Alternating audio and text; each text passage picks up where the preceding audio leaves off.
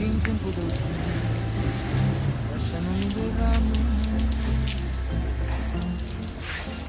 Infine la tristezza e la morte lenta, queste semplici cose,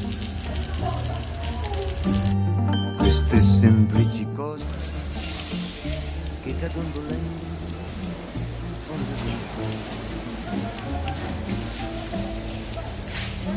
Torna sempre al suo vecchio posto dove amò la vita.